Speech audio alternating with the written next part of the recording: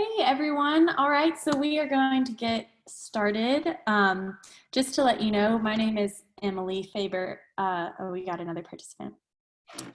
And I'm new to M². I'll be here for any support, technical support that you need throughout the call. Just privately message me. And just to let y'all know, we are going to be recording this session. It will be public afterwards, so just bear that in mind. Just wanted to put that out there, and I'll turn it over to Heather. Thanks. Wolfson. I have been connected to M² since its inception. I was the chief operating officer for some time, but I still love being a part of this M² family.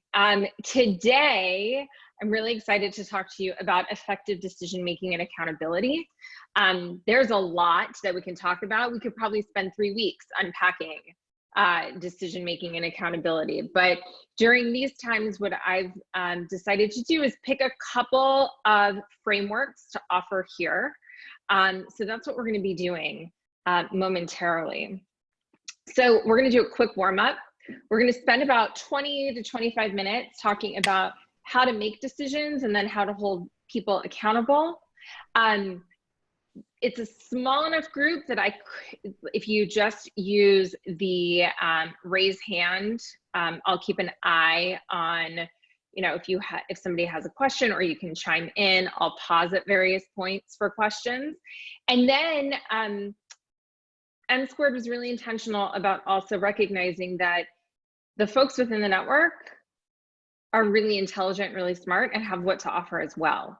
So we're going to open this up in terms of the brain trust, right? So you can ask each other questions, talk about some of the challenges or around decision making that you might be encountering. We can case study, etc., within this group. And I hope you'll get a lot out of it. It seemed to be very successful last week. So quick warm up. We're going to go around. I know you've done some introducing on the Zoom chat, and if you have not introduced yourself, I'm just looking for you to provide your name, your location, and how you're connected to M².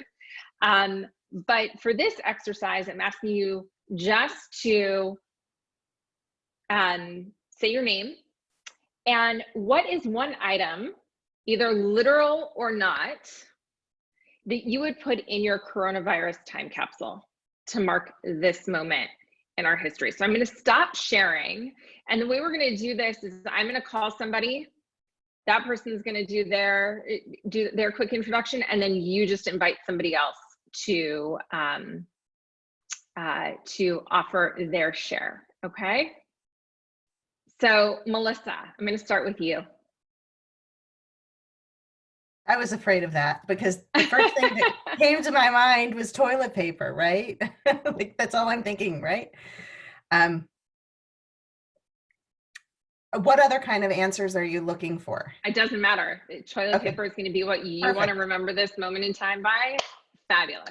Well, it's kind of humorous and yet needed. So, right? Right. Why not? I'll go with it.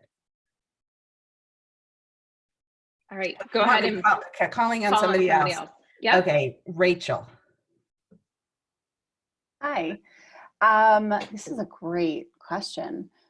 And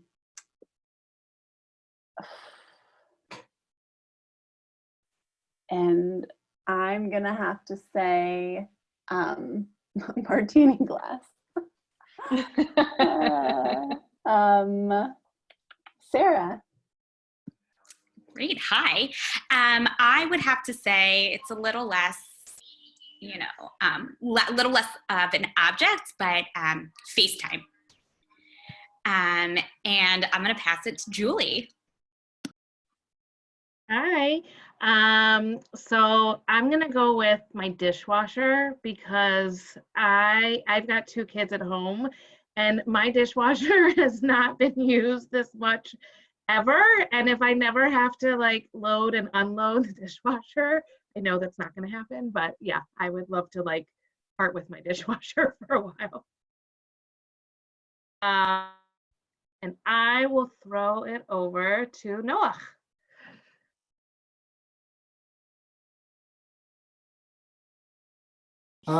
Thanks, Julie. I think what I would like to put in a time capsule is the schedules of my kids that I idealized before, like when all this stuff started, because they were so beautiful in mine and my wife's heads. They're almost to the point of like poetic and art, but yeah.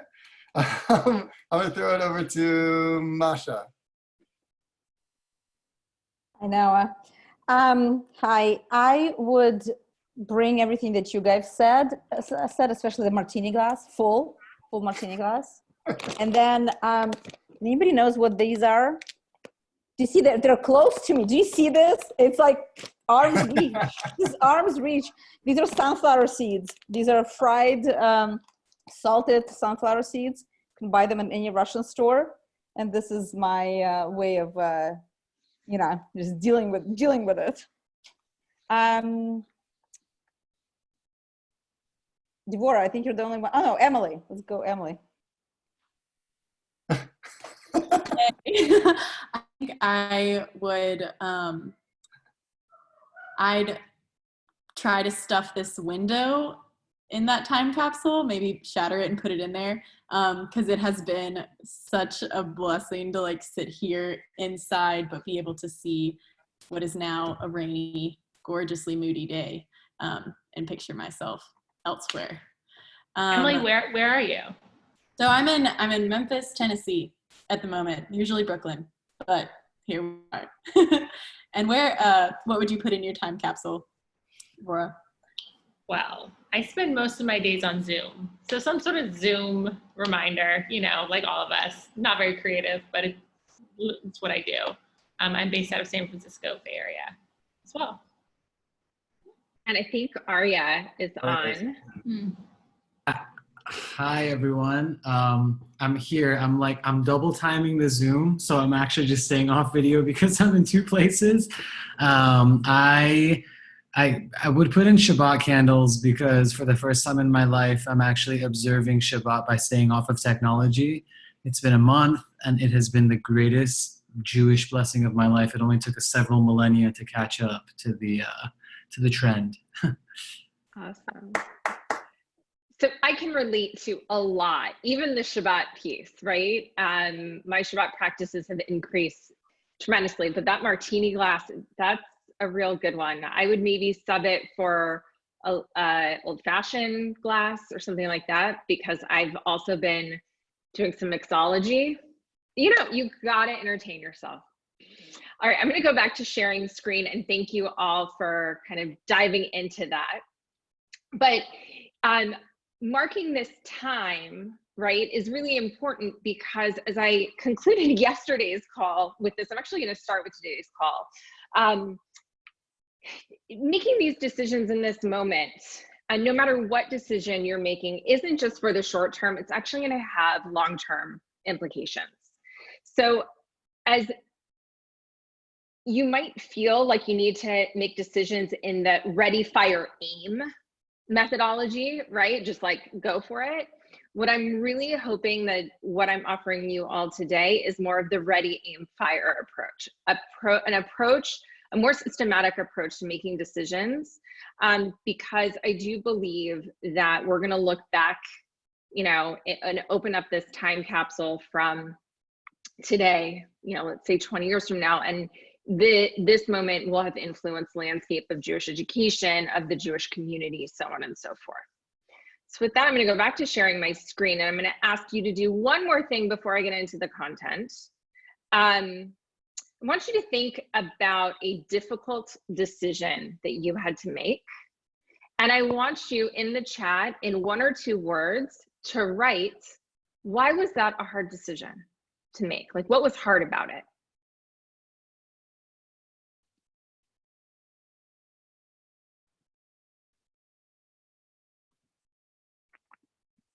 Again, 1 or 2 words, why was it hard? There were so many possible options. It was so overwhelming, which is like sometimes a really good problem to have, right? That there are a multitude of options. Was it right? Did I make the right decision? Absolutely. TBD, Rachel, love it. Empathetic. Yeah, it's hard for you to, you're so focused on being empathetic, it's hard for you to be direct. Yep, Masha is agreeing. Love it. Walking away from a project I was passionate about because it was the right thing to do. So making those choices are really hard. And considering the ramifications of the choice. Great. So I'm going to share with you a framework that I absolutely love, and it's called To-Do-Dar. Yes, To-Do-Dar. To-Do-Dar comes from, believe it or not, aviation. Why? Because pilots, when they're flying the plane, right? Y'all have been on plenty of planes. They have to make many decisions under pressure. We might not know it as the people, as the passengers on the plane, but pilots, especially under extreme pressure, have to make very intentional decisions. And David Moriarty talks about this through this model, the To-Do-Dar model, that most pilots have been trained in, how to make these effective decisions. So I'm going to walk you through it here, and then we're going to unpack it. So time, we start with time, right? You have to ask the question of yourself, like, how much time do you have to make this decision? Is this something that has to be turned around in 24 hours? Or is this something that you have a long road to make this decision? Then you have to diagnose, right? You've got to determine the problem, gather the right people, collect the data, figure out the stakeholders. Then you go to your options, which is brainstorming and figuring it out, right? And we don't want to fall into the trap of death by brainstorming, that there are so many options, but there are ways to think about it and hone it in. And then you act, or you decide, obviously, you consider the options, you make your choice. You act or assign, you break down the decision, you begin to act or assign those tasks, and then you review. Is it going as planned? So imagine, just for the sake of this example, the pilot, having to make this decision. He knows he has X amount of fuel in his or her tank, right? And they have a time limit on it. They know what the problem is. They gather the data. Where can I land the plane? How can I land it safely? You brainstorm all your options. Do I land in Phoenix? Do I land in Kansas City? How close can I be or not? You make the decision. Maybe it's the pilot and the co-pilot make the decision with radio control. They act or assign, right? So they assign the responsibilities. And then, they go a few minutes and they decide, it's right or wrong, and they course correct, right? So those are decisions under extreme pressure. Now let's unpack it in terms of our work. So before I go any further, any questions? Okay, great. So let's talk about time. These are the questions that if I was about to make a decision, I would be asking myself, right? And it is the when and the who. How long do I have to make the decision? When can people expect a decision from me, right? So I can make a decision, but also sit on it and give that pause before people need to know what my decision is, which is really important. Who will ultimately make the decision? Am I making the decision? Or is somebody else making the decision? A colleague of mine who was formerly at BBYO, now is no longer, introduced me to the something that came from Tannenbaum Schmidt. And essentially what it talks about, what this model talks about, is decision making and power. So if you, as the owner, or as part of a decision making process, are just telling people that this is the decision, you're the owner of that decision, right? That's easy. When you start consulting with people about the decision, you begin to distribute the ownership. Then somewhere in the middle is this notion of consent and consensus when you're working with a team and you're building the buy-in and you're getting consent or consensus around that. So that is even more distributed ownership over the decision. But then when things really begin to flip is when you begin to delegate. you are delegating to somebody making that decision, right? And there's a fine line there. And I'm sure some of you are thinking about like, but what if like somebody tells me I'm the decision maker, but my supervisor ultimately is the decision maker? Yes, that absolutely does happen. But the more you can build this type of process into the culture of your organization or to ask clarifying questions, that hopefully will become easier for you. And the very, very last potential is abdicating the decision, fully just distributing it and saying like, whatever happens, happens, and I'm totally staying out of it. So does that make sense to everybody in terms of like the different ways we can be thinking about decisions and who owns the decisions? Any questions there? All right, the last piece is who needs to be at the table as you're thinking about this. Who are the stakeholders, right? Not people that you need to consult or pick up the phone and say like, what would happen, but who needs to be at the table in terms of the decision, right? Once you decide what type of decision this is going to be, who from your team, your board, whoever needs to be at the table.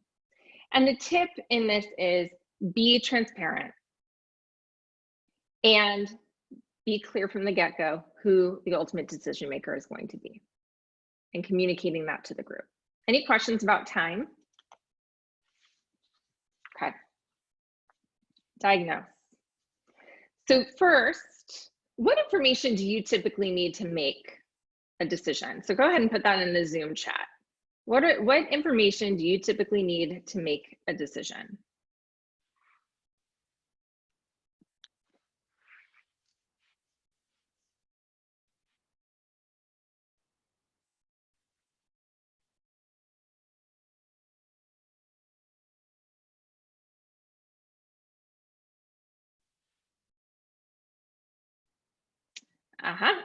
Who will this affect? Why, who, what, when, where? Awesome. Variables and potential, desired outcomes, all the options and all the possible outcomes.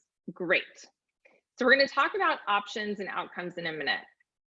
Before you even can jump to outcomes, just reflecting, I keep wanting to say a clear sense of the outcomes. I never actually have control over that. Okay, Aria, we might have to have a conversation about that as part of the brain trust piece and open that up to the group, because I actually think that there's what to say about that, especially within our field.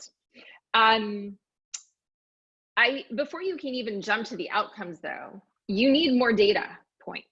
And we tend to forget that piece because this is where the ready, fire, aim happens versus the ready, aim, fire, right? So you need to really be clear about what's being solved for, what's at stake, and why is it important? You have to be able to answer those questions. And then in terms of tips, what I would encourage is like clear objectives, not outcomes, objectives for the conversation and for what you're trying to solve for. You've got to focus on root causes. Make sure it's in alignment with your priorities. And then make sure also that it's a good use of time, your time and the people that you're working with. Any questions there on the what and the why? Here is where I would say outcomes come, and the options and the deciding. The question is, how will the problem be solved for? So I'm going to offer 3 tools, although there are many for this in terms of coming up with options. One is your traditional brainstorming, and there are a plethora of ways to do that. The second one is probably not something that you're as familiar with in this terminology. Many of you are probably familiar with the post-mortem exercise. What I'm encouraging people to consider is what I call a pre-mortem and what some people call a pre-mortem. Pre-mortem is an exercise in envisioning out that once a decision has been made and is in operation, this is what it will look like. This is what it could be, right? So you begin to put yourselves in the shoes of others, your organization, and begin to imagine a world that when decisions are being made, what it looks like. And you can almost phrase it as, we're sitting here 5 months later doing our post-mortem. What do we want to be saying? Okay, pre-mortem. And the last is a risk and impact analysis, right? What are the risks we're taking here and what can the impact be made? And is it congruent? Does it make sense for us? So again, the tip is still the same from the last slide. So here you have all the options and you have to make a decision. And again, you go back to the beginning. Who's the ultimate decision maker? Make that decision. And then we get to, so here's the decision maker. In the chat, I'm curious to know, how do you typically make decisions?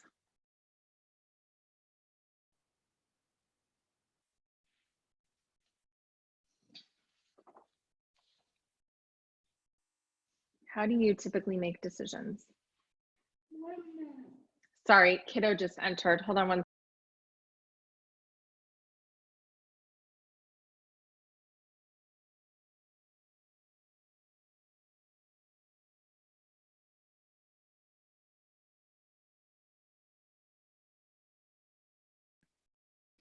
Sorry about that.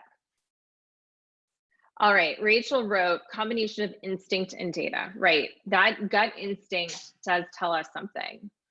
Talk it through with a trusted partner. That's the consultative work. Ruminating for hours on end and not positive ruminating for hours on end, stressing, then acting. Often consult someone sometime in there. Yep. Analysis of both positive and not positive outcomes, planning, etc. All right, this is all great. What I want to remind you all of in the decision itself, right, is to go back to the beginning. Did you do all the steps of to-do da, right, before you get to the AR, right, to make sure that you're answering this. Brainstorming is really important, right, as part of figuring out the options. Consulting with people. Those people should probably be at the table with you if you're actively consulting them. If it's like a gut check, it's a different story, okay? So one of the last pieces is act or assign. How many of you, by a show of hands, have seen the RACI matrix before? Oh, Emily. Love it. Okay, RACI. I want to preface this with there are a number of different types of these models, right? There's something called MOCA, there's Darcy, there's a whole bunch of stuff. But a decision has been made and now you actually have to get people to do the work because sometimes it's not all on you in some of these decisions. So let me clarify this acronym and then I'll give you an example. R stands for responsible. Who is going to do the work to complete the task? A is for accountable. This is typically one person and one person only who delegates the work and is the last one to review the task before it's complete, right? This person is accountable to making sure it gets done. C is consulted, individuals who provide input on the project or task. They might not actually be responsible or accountable, but you need them to weigh in, right? Your colleague across the hall needs to be able to weigh in. And then the last one is informed. Informed are those who need to be kept in the loop on project progress, right? So they're not necessarily involved in the day-to-day, but they just need to be kept in the loop at various milestones. So how is RACI helpful? So let's say you have a team. Here's a template. This is a very basic template to keep it simple for everybody. But basically what RACI does is you plot your team members across the top on a row, and you put the tasks down the first column. You could add in due date in here as well, if that is helpful. And you begin to assign people based on the task, their role. So for example, I'm going to be the accountable one to ensure that this is all getting done, but I'm going to delegate to Emily, right? Writing copy for a newsletter that needs to go out. She needs to turn it to me so that I can review it, right? But in that time, Emily might need to consult 3 people on the team to collect testimonials or information about a program or a project to be able to write about it accurately. And the last part of that task is that Emily, who's writing copy for the newsletter, might need to also keep, Emily or I need to keep our CEO informed about the progress that we're making and the ultimate deliverable.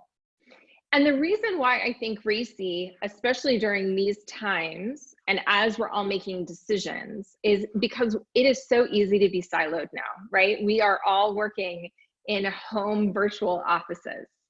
We forget that sometimes our CEO, who typically comes by our office every day to say hello, is not there to say hello. And you don't get that moment to update her on, hey, guess what I'm working on today, or guess where we're at here. And that comes subconsciously. This makes it very intentional and very conscious. Any questions about RACI? All right, last piece about To-Do Dar is the review. So how do you guys typically check on the progress of your projects? Go ahead and put that in the chat. What do you do to check on that, on your projects?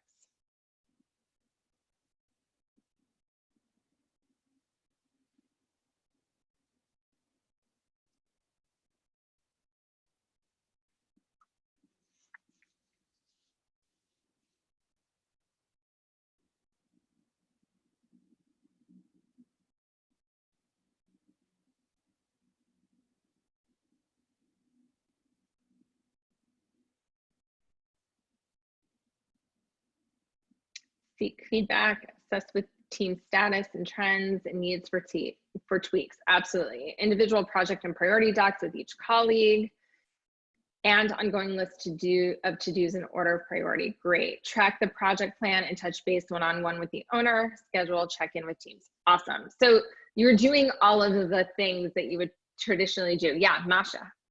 Question. Is RACI sort of like part of a project plan? Or is that just it's a project? It can be used as a project planning template. It can be used as a project planning template. So some people use it as their kind of, you can blow it up as big as you want it to be. Okay, so let's say you have multiple arms of a project. What I would do is put like another kind of header here and write operations, marketing, program,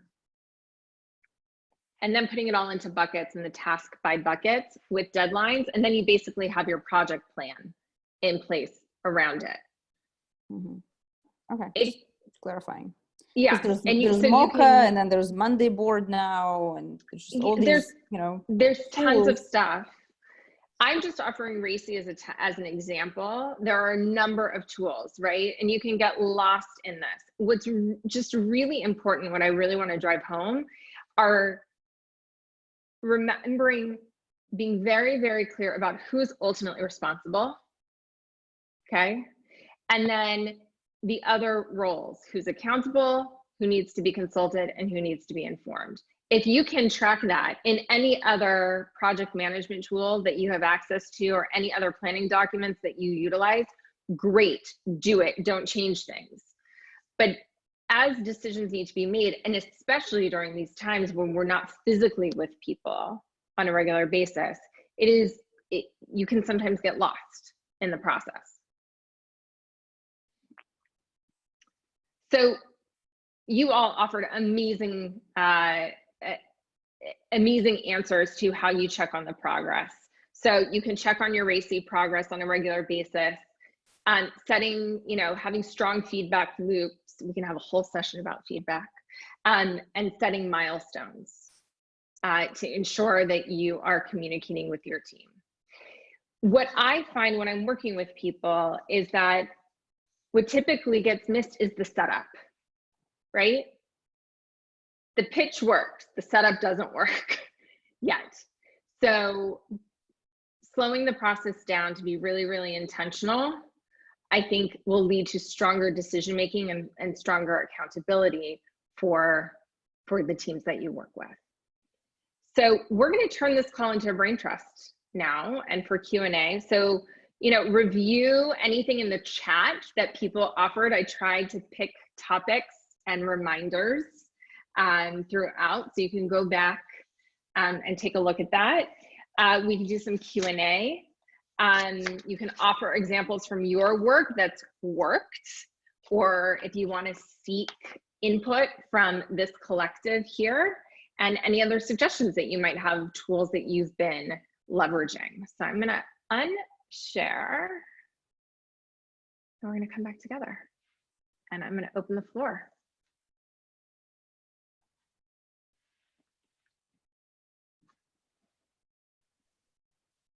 I guess my question would be, you know, so you bring in a tool for the team to use, you roll it out, you do all of these things, people are excited, and then nobody's using it, right?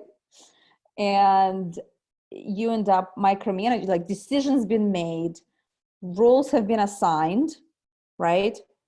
But I'm finding myself that I still need to micromanage people, which I hate, because I hate to be micromanaged myself, just because they're not using the tools that, you know, so then what? Right, so before I chime in with my opinion, I want to open it up to those of you who either are leading teams and utilizing tools and what's worked for you, and maybe if you're on a team and a tool is working for you. Don't you all jump in at once? And listen, and I think that right now it's just hard. We're all work from home, like we're not, I get that, but I also think it's a indicative of a bigger issue, right? Like if it was so successfully working under normal circumstances, then at least it should work, you know, I don't know, 60%, not at like, you know, barely chugging along. I think the question I would ask first, there's the tool, right? And then there are tasks and the assignments. Question is who's actually assigning what? Is there a level of autonomy for the staff that you're managing? I'm just putting it out there as a question.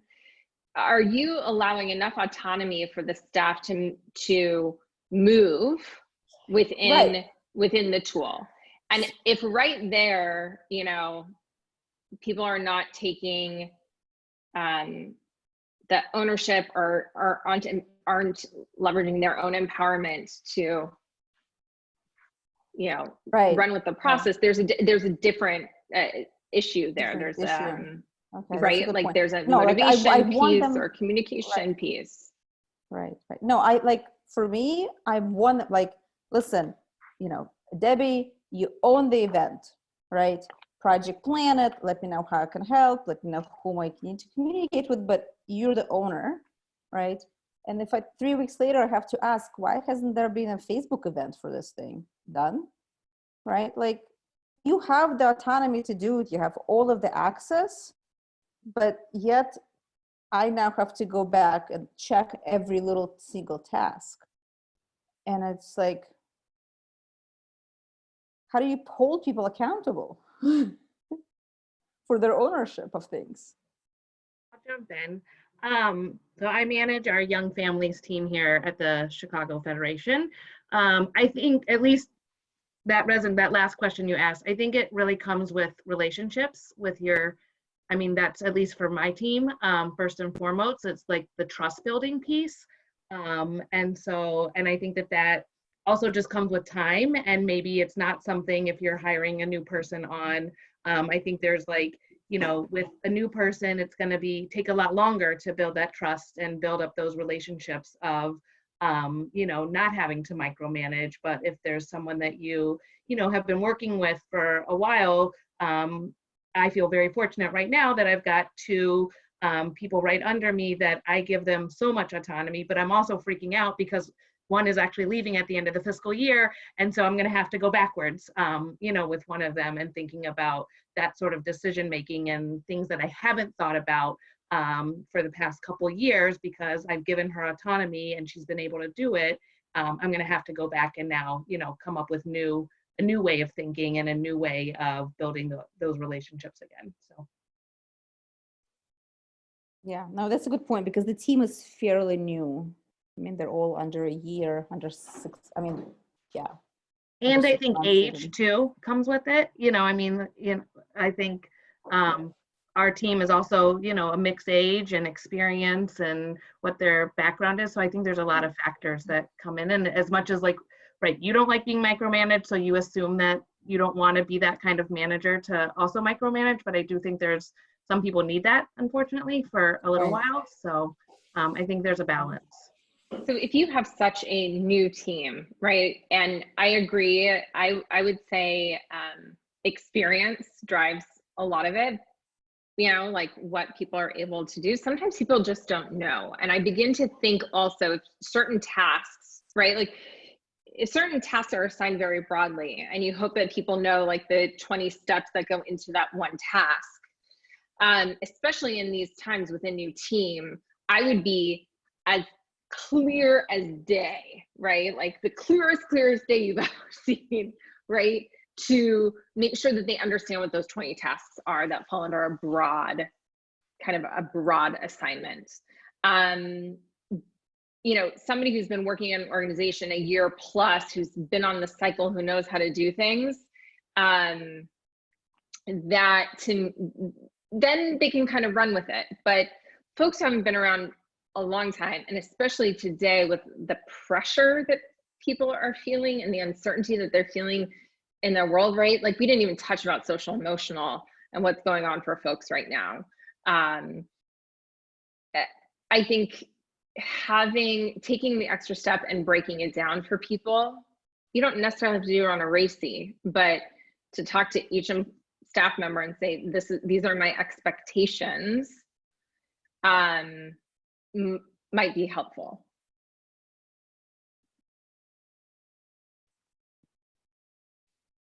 Other things that have come up for you.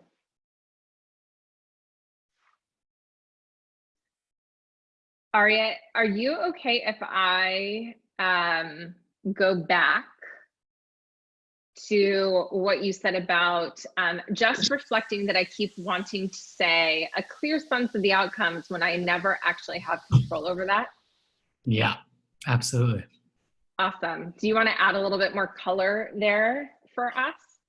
Yeah, I think I'm just trying to be raw about my perfectionism being a major drawback to the capacity to take more quick action, and the reality that you can spend 45 minutes like pulling your hair out over writing the email exactly how you want your colleague to take it, and still it's going to get taken how they want to take it, and you have zero control. So it's mostly, what I mean is like I'm stifled by this capacity to control outcomes that in the scheme of things I can't. I'm seeing a lot of head shaking here. Anyone else want to chime in?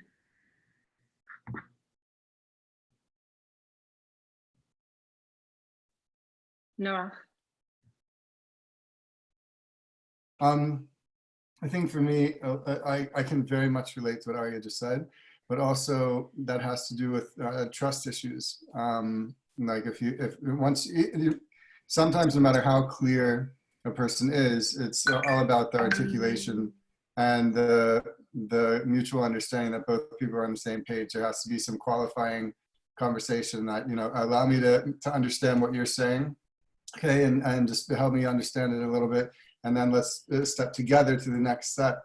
That part of the process, sometimes even when you do, and the person repeats it back exactly as it was said, and there's still a breakdown, just because of human nature.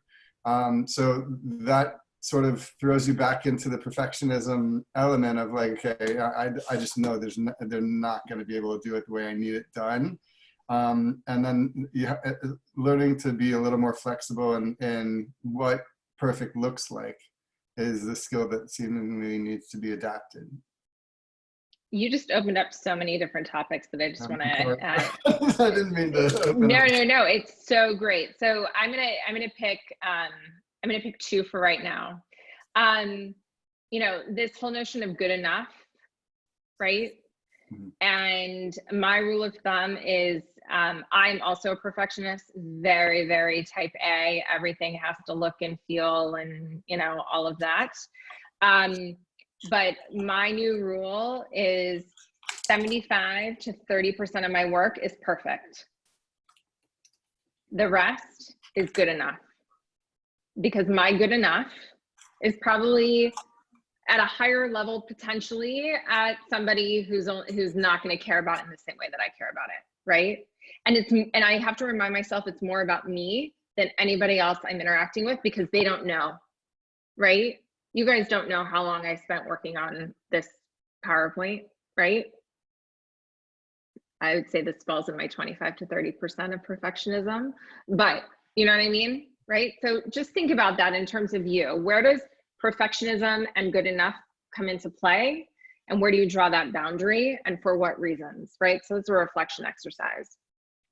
And then I forgot, give me 1 second to come back to,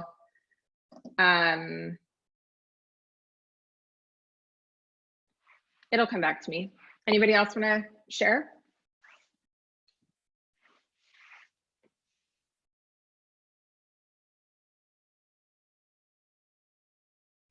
So the other thing that I thought Aria was also going down is control over mind. Oh, I now remember what I was going to say. So you all are within the M² family. So you all have heard this in some way, shape, or form, and I'm just going to remind you. In Jewish education, in the M² world, we talk about we can control what we teach, but we can't control how people learn. Unfortunately, fortunately, we also live in that reality when we're managing people, when we're working within teams, right? When we're sending a communication, right? We can control what we bring, but we can't control how another person is going to take it. So I would just give yourself a little bit of grace and compassion in that space. You know, this is where the empathy comes into play, and, you know, trusting that folks are coming at it with the right intentions and we're all on the same team, so on and so forth. But just remember that, you know, when Shuki said that to me years and years and years ago, it still resonates with me today in almost anything and everything that I do. So I just want to go back also to what Aria was saying earlier, and I thought you were going to take it a slightly different direction, which came up on yesterday's call, which is, so often I live in this space of, you know, trying to make decisions, and I think I come to a decision and recognize that it's actually not my decision, it is somebody else's decision, a board member, a teacher, a committee member, a CEO, president, executive director, a supervisor. So then the question becomes, well, like, how does that get reconciled, right? Because you think you know what you know, and then as people say, the rug gets pulled from under my feet, right? So I'm curious to hear from the group your thoughts on that in terms of decision making.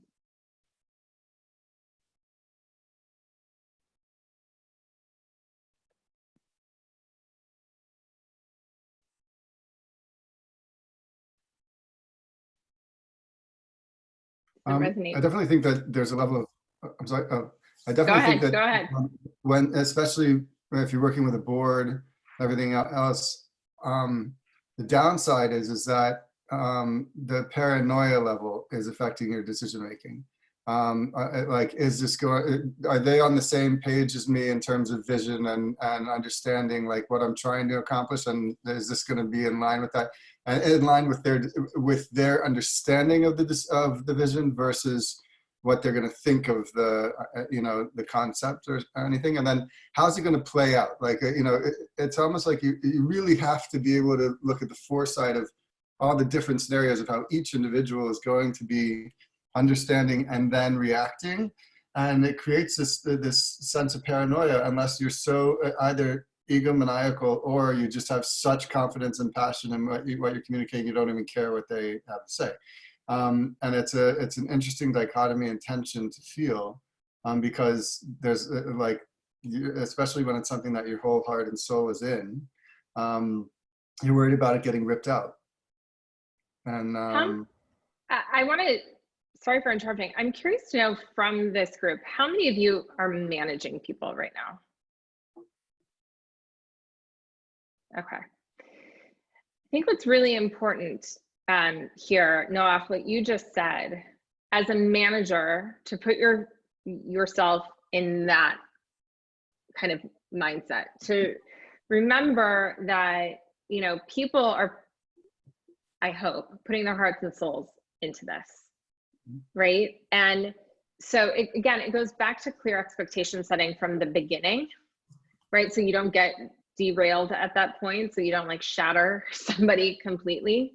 And I also encourage you to think about where collaboration comes into play. What are the milestones, what are the touch points that you want to have with your staff, especially around decision making, that will help to influence the outcome? And then also perhaps pondering, are there opportunities to empower those around me in the decision? 100%. That goes into that, you know, how much of the decision are you going to maybe delegate or use a consensus process? Absolutely. So just a nice little reminder here as well. Little wins for everybody goes a long way. Anything else that's top of mind for this group? Any case studies that you want to ask about? Go for it. I don't have a case study, just something I think when I like read the description, and it's just something I've always sort of struggled with, is like second guessing myself in decision making. And, you know, I think ultimately, like, because of where I sit and have, you know, been at my organization for a long time, I've clearly made right decisions or good decisions that have elevated me, but it's always been something, you know, that my supervisors always said to me, like, your first answer is usually the right answer, your gut decisions are usually good, but it's just something personally that I've always struggled with. I just, you know, looking for, I don't know if anybody feels that way as well, that they like always second guess themselves, and how do you move past just like going forward with saying like, this is my decision, I'm making it, I feel good with it, and moving on with it. So, I mean, obviously like it always happens that like the decision is made and I have to move on, but it's just something, a feeling. Like I'd love to not have that feeling of second guessing myself, but I don't know if that's just a normal feeling. So yes to that. And then I take it even a step further where, so for example, you know, like it's something that we've discussed, but it's not happening, or it's not happening the way we discussed it. And then I go back, I'm like, am I crazy? Am I nuts? I don't understand. I thought, and so my way of coping it is I started bringing, you know, somebody else with me. So at least the two of us, like, we can't be crazy together on the same thing, right? Like, okay, maybe. But yes, Julie, to answer your thing, second guessing is always, you know, I think it comes when there are issues, then you're like, was I not clear? Was the expectation too high? Is it not the right match to the skill in a person? You know, all these things that come up. So Nawak was saying that this all makes sense, and also having a mentor to bounce things off of is so valuable, for sure. And it's the weight in which you want to put on certain decisions, right? Like, you all are talented enough to know when a certain decision really needs to have a certain level of buy-in, and so on and so forth. We put a lot of burden on our shoulders. I just want to recognize that when we're making decisions, and that second guessing piece is totally human nature, right? That's what happens.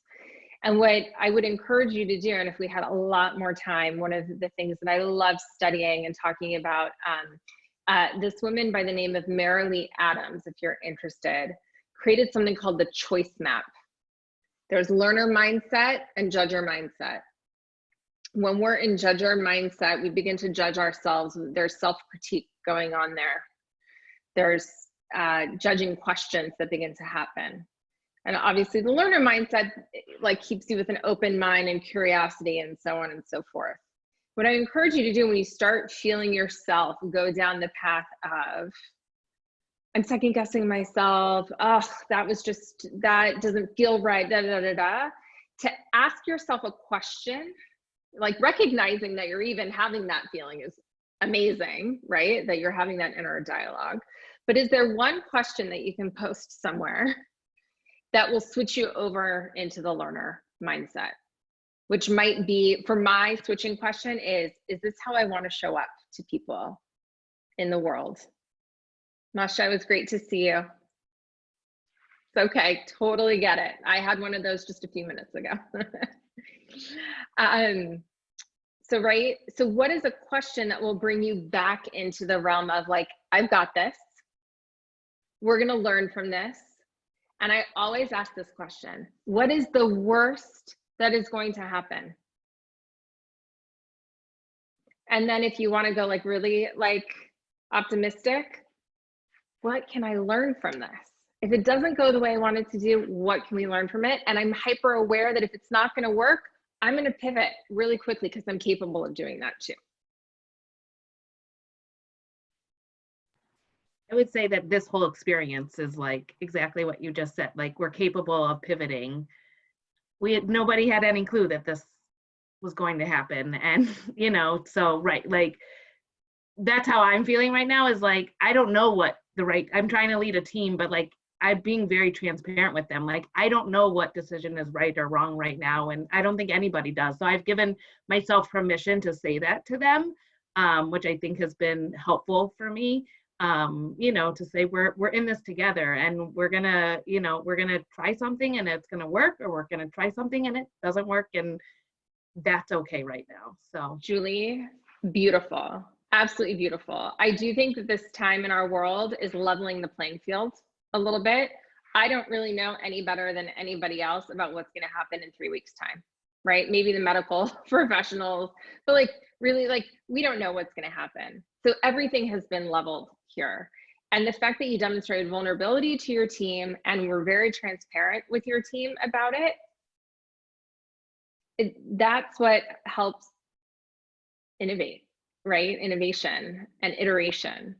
And I strongly feel, like I said earlier, that this is going to change the field for the better. So the more you take those risks and make smart decisions, but be ready to review and tweak and analyze and redetermine or redelegate who does what, like go for it. Now's the time to do it, which I know is scary when you're also trying to keep your programs running, the money coming in, you know, how do you take programs that I was doing face-to-face, virtual, how, you know, I get it. There are lots of things that are happening, but you know, what can you take a bit and iterate and dream and be vulnerable? Anything else for the last 2 minutes?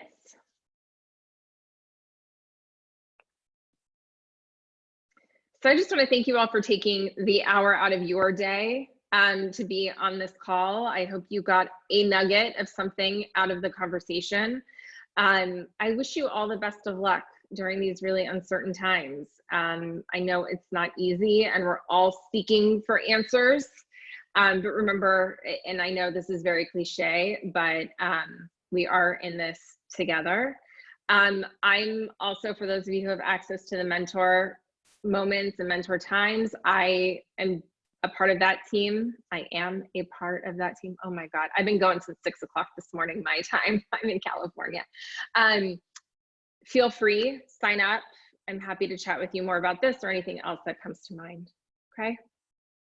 Everyone stay healthy, be well.